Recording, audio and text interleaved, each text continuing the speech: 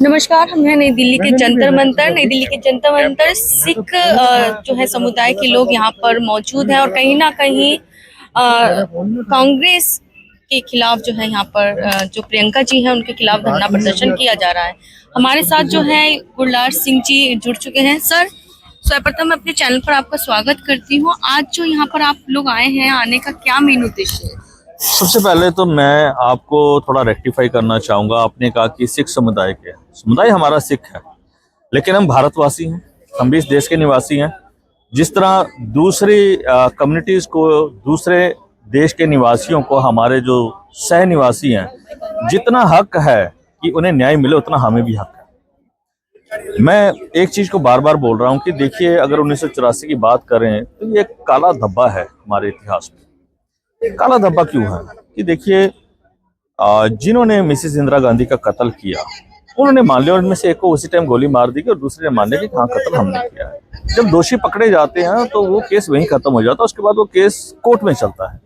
इस मामले में भी कोर्ट में केस चला और दूसरे दोषी को 5 साल के बाद आपने फांसी की सजा दे दी, तो केस खत्म हो जाता है।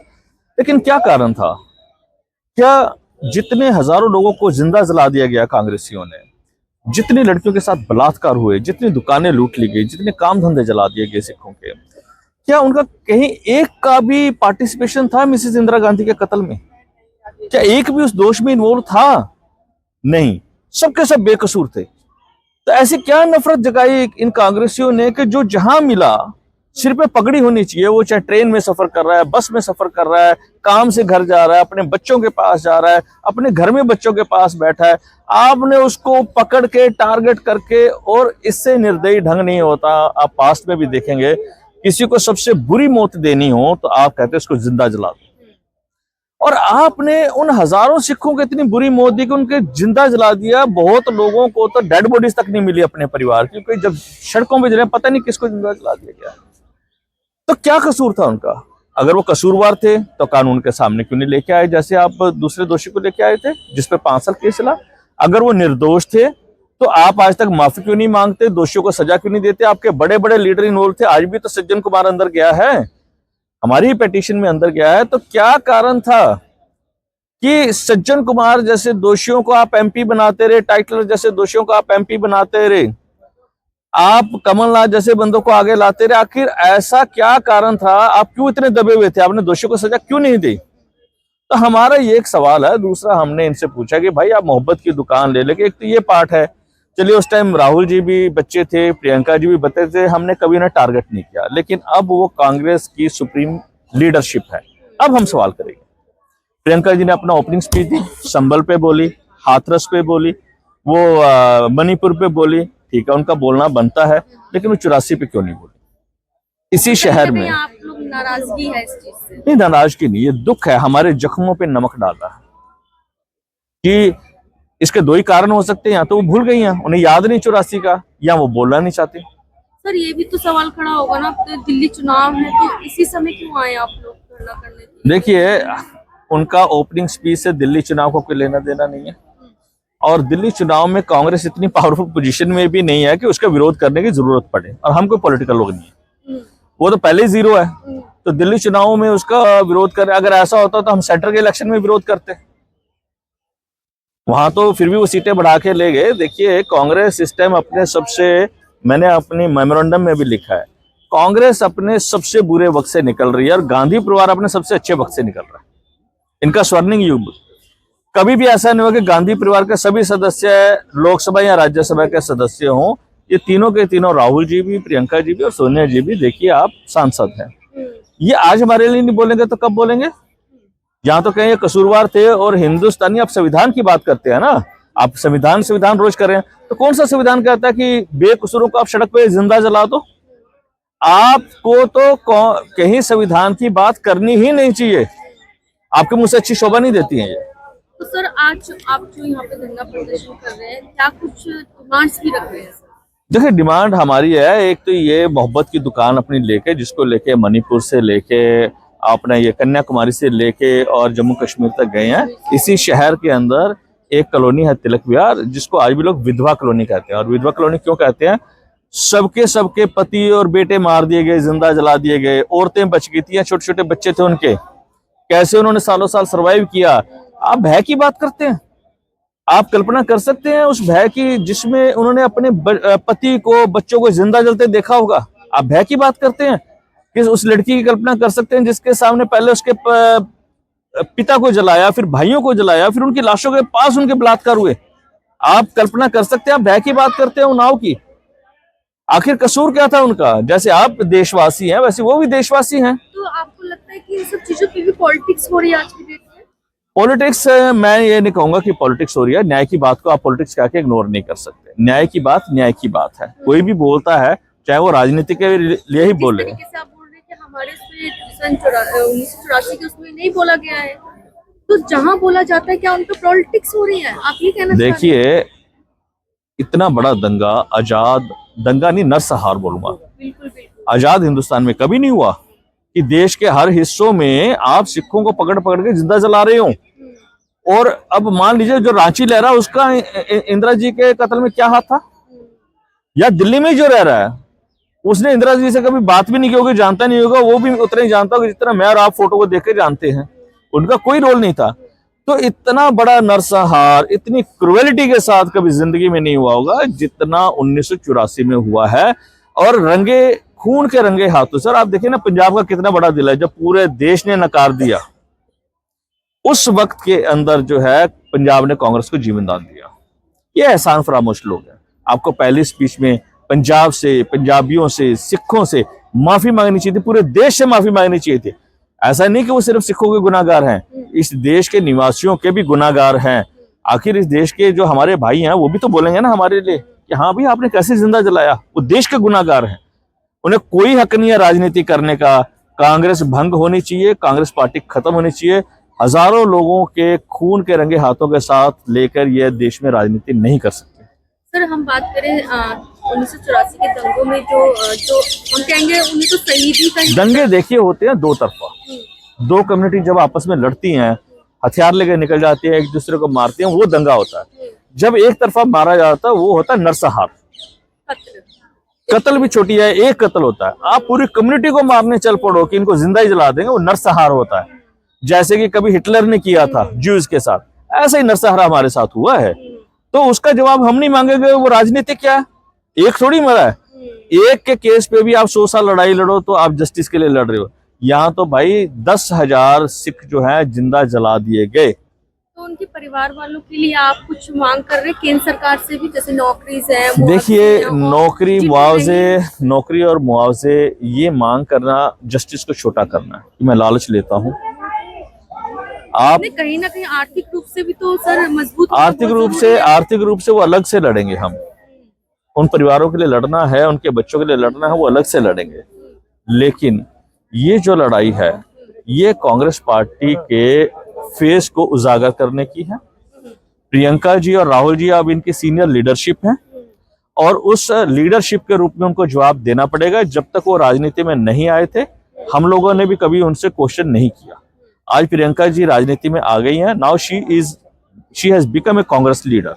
तो उन्हें अपनी पार्टी के कृत्यों का, अपने पिता के दिए हुए बयान का, अपने सीनियर लीडर के किए हुए कृत्यों का जवाब देना पड़ेगा और हम लेके मानेंगे। सर ये सवाल भी उठेगा कि आपको जो है विपक्ष ने भड़काया इसलिए आप यहाँ पर प्रदर्शन के लिए आ गए? मैं बताता हूँ कि मैंने 2015 में रिट पिटीशन डाली थी सुप्रीम कोर्ट में और 2016 में वो चली थी।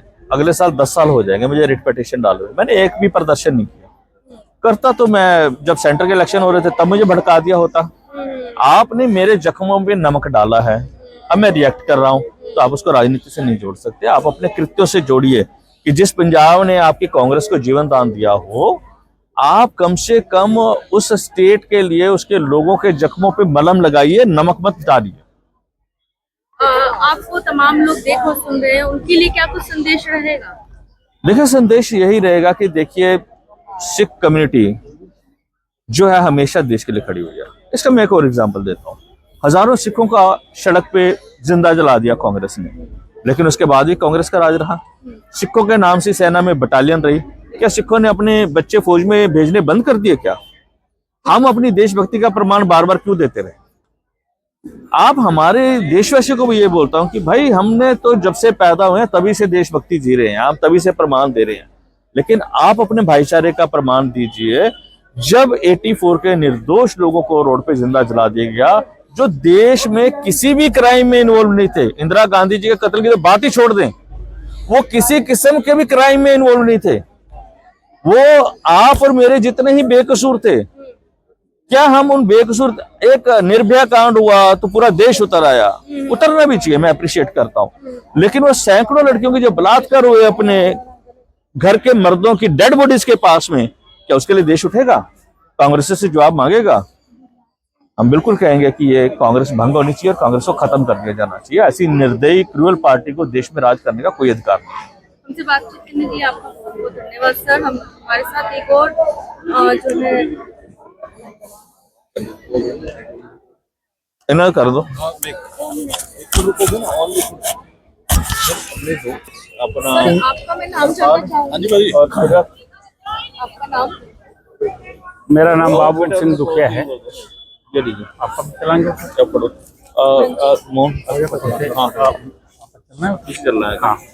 जल्दी के बयान जी जी जी, जिस तरह शॉर्ट से बता दीजिए। आज धरना प्रदर्शन कर रहे हैं, क्या कुछ मांग कर रहे हैं? हमारी मांग ये है, आपका क्या प्लान है, कैसे लेके कहाँ जा रहे हैं? हाँ सर, मेरा नाम बाबू सिंह दुखिया है और मैं 1984 कत्लेआम पीड़ित संस्था का प्रधान हूँ। आज 40 साल हो गए हैं। 40 साल से मैं इस न्याय की लड़ाई को लड़ता आ रहा हूँ और उस लड़ाई में हमने तो अभी तक हमें कोई जस्टिस तो मिला नहीं है और ये आज आखिरी महीने की तारीख है, तो आखिरी में तो है नहीं। हम ये बताना चाहते हैं ये कोई आखिरी नहीं है, साल का अंत हो सकता है, हमारे दर्द का अंत नहीं है। जब तक हमारे दर्द का अंत नहीं होगा हमारे धरने प्रदर्शन इसी तरह ही जारी रहेंगे। ये संदेश आज इसलिए दिया जा रहा है। तो अगर इस पे भी जो आप डिमांड्स लेकर आए नहीं कुछ संज्ञान लिया जाता है तो आगे क्या रणनीति? आगे रणनीति वही है, फिर हम तो प्रजातांत्रिक तरीके से कैसे अपनी मांग रहे हैं और प्रजातांत्रिक तरीके से ही मांगते रहेंगे। तो हम कोई गुनाहगार और कोई असामाजिक तत्व तो है नहीं। देश में जब ये कानून की बात करते हैं, संविधान की बात करते हैं, तो इनको सोचना चाहिए ना। हम तो संविधान के अधीन ही सारी बातें मांग रहे हैं, हम कोई अलग से तो नहीं मांग रहे हैं। बाकी रही आपका सवाल कि हम अपने लिए वो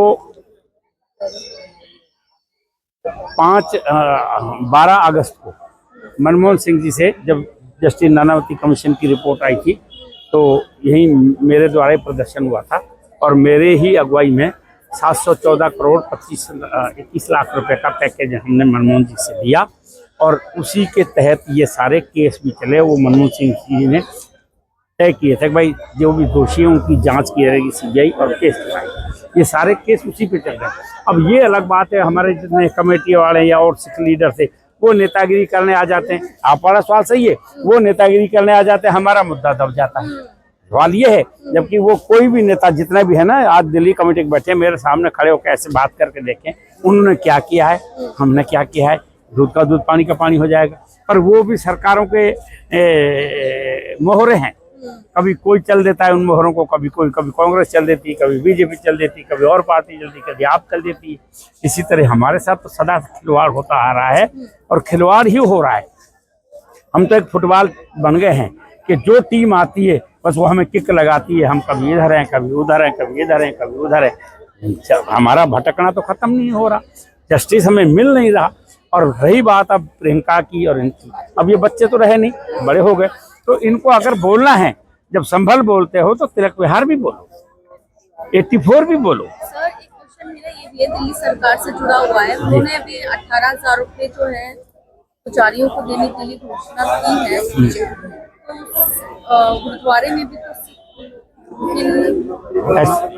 ऐसा है, हमारे एरिया का एमएलए है जर्नैल सिंह, उससे ज्यादा बड़ा बदमाश और धोखेबाज एक भी नहीं है।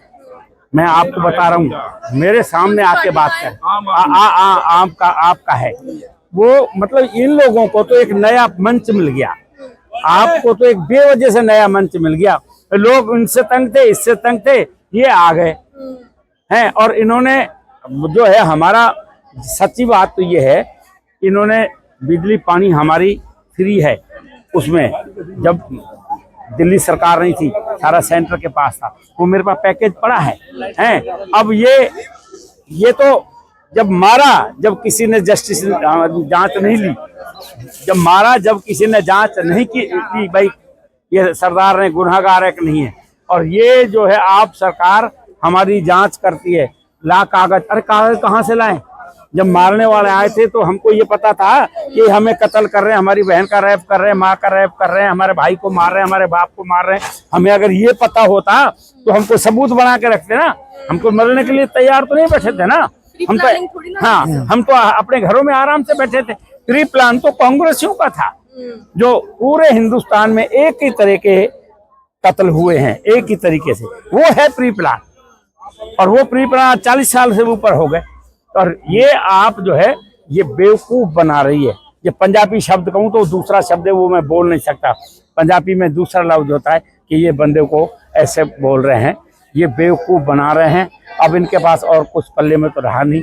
अब ये कभी मुल्ला जी की तरफ, कभी मौलवी जी की तरफ, कभी ज्ञानी जी की तरफ, कभी पंडित जी की तरफ, ये सब तरफ घुस रहे हैं। तो अब आपका हार क्या रहेगा, क्योंकि दिल्ली में भी चुनाव है सर? दिल्ली में देखो चुनाव अपनी जगह है, ये इस चीज का हमारे उसका चुनाव से ताल्लुकात नहीं है। चुनाव तो हम देश के नागरिक हैं। जब हम देखते हैं कि कोई पार्टी गलत चल रही है तो उसके खिलाफ वोट देंगे, वो है चुनाव वाला मुद्दा, वो है। आज तो हमारी भावनाएं आहत हुई है, और जो हमारे साथ अन्याय हुआ उसका अभी तक जस्टिस नहीं है, आज उसके लिए लड़ाई। गंदों नालों में पड़े रहे थे, पैर हमारे इतने खराब हुए। अब गंदों नालों में 84 गांव चल रही है ना गलत। ये 84 में ये हाल है। अब आज इसको कौन पूछ रहा है? है कोई सरकार? कुछ नहीं मिला जी। है कोई सरकार? ये हाल देखो, ये हाल देखो, ये देखो, ये इसका हाथ देखो, ये इसका ये देखो। सबको जानता है जिन्होंने मारा, जलाया।